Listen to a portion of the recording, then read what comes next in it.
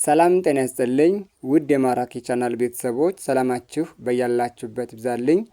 ዛሬ ደግሞ ይዤላችሁ የመጣሁት ለጀማሪዎች የሚሆን የእንግሊዘኛ አልፋቤቶችን ይዤላችሁ መጥቻለሁ። ቪዲዮውን ከጅማሬ እስከ ፍጻሜ በጽሞና ተከታተሉት። ለቻናሉ አዳዲስ የሆናችሁ ሰዎች ሌሎች የምሰራቸው ስራዎች በማሳወቂያ ወይም በኖቲፊኬሽን ምልክት እንዲደርሷችሁ ቪዲዮውን ላይክ ሼር እና ሳብስክራይብ በማድረግ ቤተሰብ ይሁኑ። አሁን በቀጥታ ወደ ትምህርታችን ልብ አድርጉ። እንግዲህ እዚህ ጋር የእንግሊዘኛ የፊደል ገበታ ይላል። የእንግሊዘኛ የፊደል ገበታ። እነዚህ የእንግሊዘኛ የፊደል ገበታ ብለን የምንጠራቸው በአማርኛ 34 የፊደል ገበታዎች እንዳሉ ሁሉ በእንግሊዘኛም ደግሞ ስንት አሉ? ወደ 26 የሚደርሱ የእንግሊዘኛ የፊደል ገበታዎች አሉ። እነሱን እያንዳንዳቸው እንመለከታለን ማለት ነው። ስለዚህ እናንተ ለሚጠበቀው በጽሞና መከታተል ነው። በአማርኛም እዚህ ጋር ይዤላችሁ መጥቻለሁ። በእንግሊዝኛም ትርጉማቸውን እንዴት እንደሚነበቡ እንግሊዝኛውን በአማርኛ እያደረግኩ ይዤላችሁ መጥቻለሁ። በተለይ አማርኛ መሞከር የምትሞክሩ ልጆች እንግሊዝኛ ምንም ለማትሞክሩ ነገር በጣም ወሳኝ ነው ማለት ነው። ምክንያቱም አማርኛውን ካወቃችሁት ይሄኛው ይችን ፊደል ኤ መባሏን ካወቃችሁ ይቺ እዚህ ጋር ማነች ማለት ነው? ኤ ናት በቃ። ስለዚህ ልክ እንደዚህ አድርጋችሁ እንግሊዝኛ ኤቢሲዲ መቁጠር ትችላላችሁ ማለት ነው። ኦኬ፣ እስኪ ወደ ቆጠራችን እንሂድ። ኤ ያው እዚህ ጋር ኤ ብለን እንጠራታለን። የአማርኛ የአቤት አምስተኛ ፊደል ትወክልልናለች። እንግሊዝኛዋን ኤ ብለን የምንጠራት ፊደል አምስተኛ ፊደል ትወክልልናለች። ከዛ ቀጥሎ ቢ ነው። ቢ ማለት ይች ነች። ቢ እንላታለን። በአማርኛ የበቤት ሶስተኛ ፊደል አይደል እንዴ? ቢ ትባላለች። ይኸው እንደዚህ ቢ እንላታለን። ከዚያ ቀጥላ የአማርኛችን ቢ ከሆነችልኝ ሶስተኛ ፊደል ቢ ከሆነችልን እቺ የምታውቋት ከሆነ ይችኛዋን የምታውቋት ከሆነ ይችኛዋንም በዚሁ አጋጣሚ ታውቃላችሁ ማለት ነው። በዚሁ አጋጣሚ ታውቋቸዋላችሁ። ከቢ ቀጥሎ የምናገኛት ሲ የምትባለዋን እንግሊዝኛ ፊደል አልፋቤት ነው። ሲ ትባላለች። ሲ ማለት በቅርጿ ይችን ትመስላለች። ሲ እንላለን። ከዛ በአማርኛ ይህን ተመክላ እናገኛታለን። ጥሩ። ስለዚህ እንዲህ እያደረጋችሁ በደንብ ማንበብ መቻል አለባችሁ። አሁንም ወደሚቀጥለው ስንሄድ ከሲ ቀጥሎ የምናገኘው ዲ የሚባለውን ነው። ዲ ማለት ይህን ይመስላል በቅርጽ ደረጃ ዲ እንላለን። ከዚያስ አማርኛው ይሄ ነው። አማርኛው ደግሞ ይሄን ይመስላል። ዲ የደቤት ሶስተኛ ፊደል። ከዲ ቀጥሎ ኢ ነው። ኢ ማለት ደግሞ ይችን ትመስላለች በቅርጽ ደረጃ ኢ ብለን እንጠራታለን። በአማርኛ የአቤት ሶስተኛ ፊደል ናች።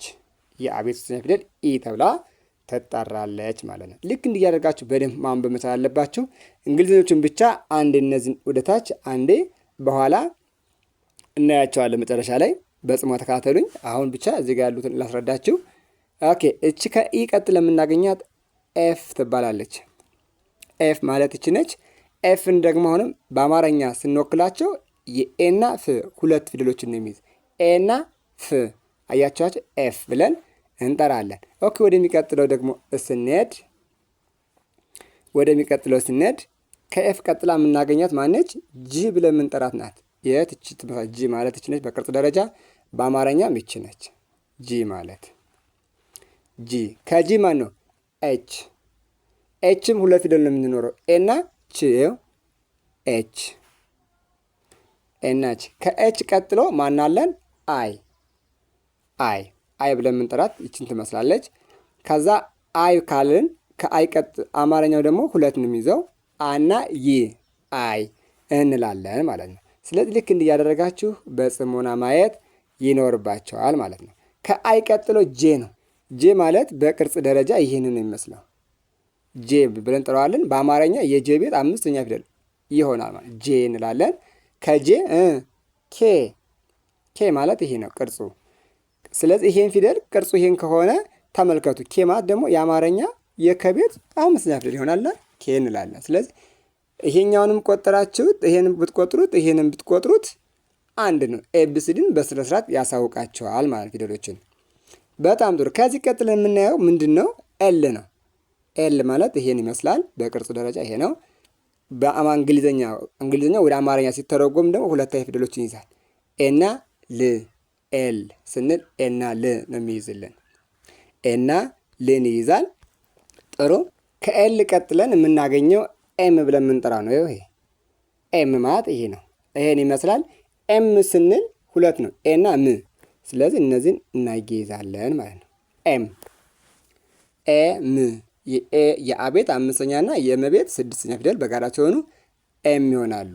ከዛ ቀጥሎ ኤን ብለን የምንጠራው ነው። ይኸው ኤን ማለት ይሄ ነው። ኤን እንላለን። በአማርኛ ልክ እንደዚህ ኤና ን ኤና ን ሆነው እናገኛቸዋለን ማለት ነው። በጣም ጥሩ። ከኤን ቀጥሎ የምናገኘው ኦ ነው። ኦ ማለት በቅርጽ ደረጃ ይቺ ነች። ልክ እንደምታዩት ዜሮ ቅርጽ ያለች ናት። ኦ ተብለን እንጠራታለን። በአማርኛ ስንጽፋትም ይቺ ነች። ኦ የምትባሏ ፊደል ይችን ትመስላለች ማለት። እንግዲህ ከዚህ ቀጥለን የምናገኛቸው ፊደሎች እነማን ናቸው? የፐ ቤት ፒ ብለን እንጠራታለን። ከኦ ፒ ፒ ማለት ይቺ ነች። ፒ እንላታለን። ፒ በአማርኛ የፐ ቤት ሶስተኛ ፊደል ናት። ያት ፒ። ከዚያ ኪው እንላለን። ኪው ማለት ያት እንደምታዩት ይቺ ነች። ኪው።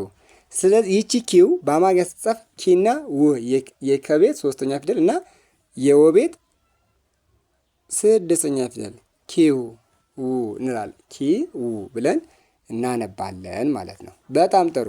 ከኪው ቀጥሎ አር እንላለን። አር ማለት በቅርጽ ደረጃ ይሄ ነው። ይሄም ኤና አና ር በአማርኛ አና ር ልብ አድርጉ። ኤነን ቅርጽ ይይዛል። አና ር። ከዚህ ቀጥል ኤስ ነች። ከአር ኤስ ኤስ ማለት ይቺ ነች። ኤስ ስንልም ኤና ስ ኤና ስ ኤና ስ።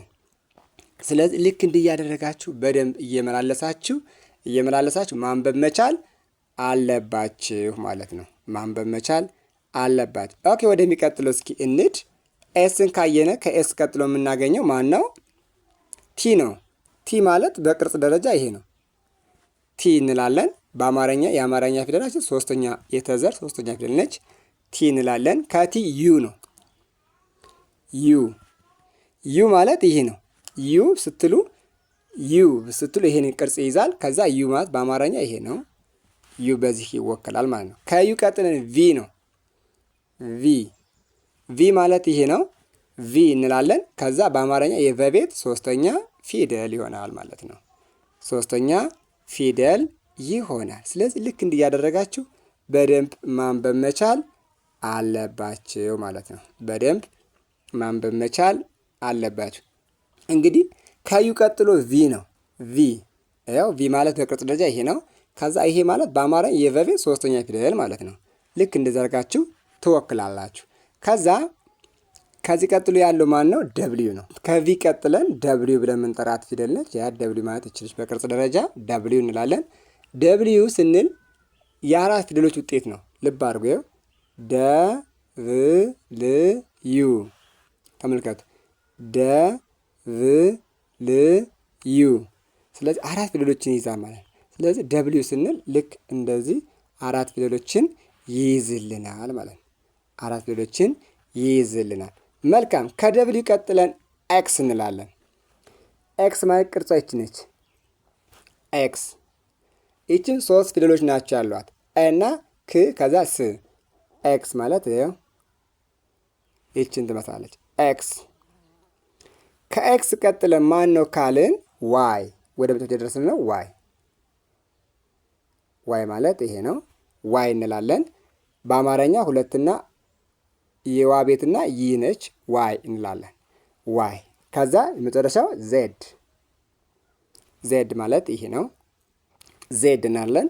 ከዛስ እንግሊዝኛውስ በአማርኛ ስንጽፈው ደግሞ ይሄን ይመስላል። ዜድ እንግሊዝኛውን በአማርኛ ስንጽፍ ማለት ነው። ልክ እንዲያደረጋችሁ በደንብ ማንበብ መቻል አለባችሁ። ኦኬ፣ እስኪ አሁን አንዴ ሁሉንም ከኤስ ከዜድ ያሉትን በጋራ እንቁጠራቸው። ልብ አድርጉ። አሁን በጋራ እንቁጠር። ኤ ቢ ሲ ዲ ኢ ኤፍ ጂ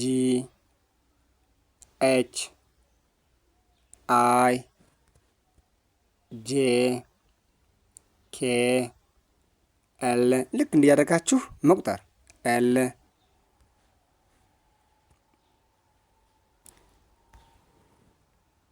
ኤም ኤን ኦ ፒ ኪው አር መልካም አይዟችሁ። ልክ እንደዚህ እያደረጋችሁ በደንብ መቁጠር መቻል አለባችሁ ማለት እንዲህ እያደረጋችሁ ከተለማመዳችሁ በአጭር ጊዜ ውስጥ ማንበብና መጻፍ ትችላላችሁ ማለት ነው። አር ኤስ ቲ ዩ ዩ ካልን ቀጥለን የምናገኛት ማነች? ቪ አይደል እንዴ? ቪ ደብሊው ኤክስ ኤክስ ከዛ ማን አለ መጨረሻ ላይ ዋይ ዚ። ልክ እንዲህ ያደረጋችሁ በደንብ ማንበብ መቻል ይኖርባችኋል። እንደዚህ አድርጋችሁ አንብባችሁ ያልገባችሁ ነገር ካለ ኮሜንት ሳጥን ላይ ያስቀምጡልኝ። እንደዚሁም ደግሞ እንዲሰራላችሁ የምትፈልጉት ነገር ካለ ሀሳባችሁን እዛው ኮሜንት ላይ ያስቀምጡልኝ፣ እሰራላችኋለሁ። ቪዲዮ ለሁሉም የሚዳረዘን እንዲሁም ደግሞ የምሰራቸው ቪዲዮዎች በማሳወቂያ መልክ እንዲደርሷችሁ ቻናሉን ሳብስክራይብ፣ ሼር እና ላይክ እያደረጋችሁ ቤተሰብ መሆን ትችላላችሁ። በቀጣይ ቪዲዮ እስክንገናኝ መልካም ጊዜ፣ መልካም ቆይታ